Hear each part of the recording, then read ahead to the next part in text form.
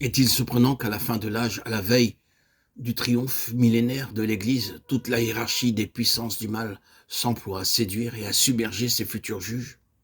Est-il étonnant que Dieu permette les attaques de l'ennemi? Toujours à travers tous les siècles, Dieu s'est servi de notre planète comme de champ de bataille et d'atelier pour la préparation et l'instruction de ses soldats et de ses ouvriers. Le Fils de Dieu lui-même eut à obéir jusqu'à la mort, même la mort de la croix, avant de recevoir ce nom qui est au-dessus de tout nom, ce nom qui proclame aux anges tombés, aux esprits mauvais, ces déchets du monde spirituel, la victoire du calvaire. Tout membre du corps de Christ, tout racheté, destiné à régner avec lui et à prendre part avec lui au jugement des anges tombés, doit donc, durant son séjour sur la terre, apprendre à remporter la victoire. Non seulement la victoire sur le péché, une victoire toute personnelle, mais aussi la victoire sur toutes les vipères de l'enfer qu'il doit fouler aux pieds au nom du vainqueur. Il doit vaincre comme Christ a vaincu, s'il veut partager son trône et sa conquête. Christ a ouvert le chemin. Les rachetés doivent suivre ses traces. Il a connu au calvaire l'heure et la puissance des ténèbres. Il l'a traversé et on est sorti victorieux. Unis à lui en esprit, nous aussi, ces rachetés, nous devons traverser cette atmosphère ténébreuse saturée des légions du mal pour arriver à notre place de victoire et de triompher en lui. Les légions des ténèbres livrent actuellement leur assaut final à l'Église. Aucun membre vivant du corps mystique de Christ ne saurait échapper aux attaques de l'ennemi. Éphésiens 4,16. Quelques-uns la prennent plus tôt, d'autres plus tard, selon la place qu'ils occupent dans le corps. Si tout le corps était œil, où serait lui?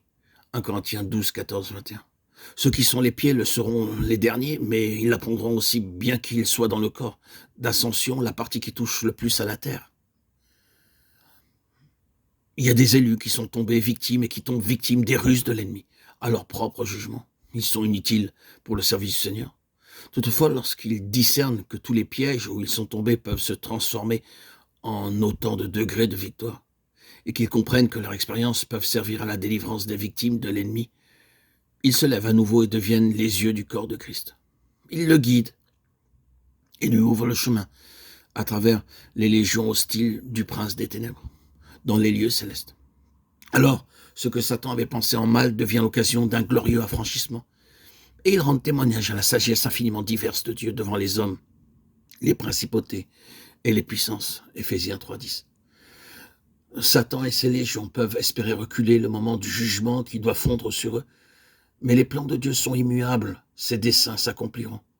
Au temps marqué, il attirera l'Église malgré l'heure et la puissance des ténèbres qui actuellement l'environnent, et il l'unira à son chef déjà dans la gloire. Le but ultime de l'appel à la guerre contre les puissances des ténèbres, c'est le réveil. Mais la conséquence du réveil, le résultat de la victoire sur Satan, c'est l'ascension triomphale de l'Église, l'avènement millénaire du Christ. Et c'est enfin le châtiment de Satan et des puissances mauvaises qui sont précipitées dans l'abîme. Voici, je viens promptement. Amen, oui Seigneur Jésus, viens.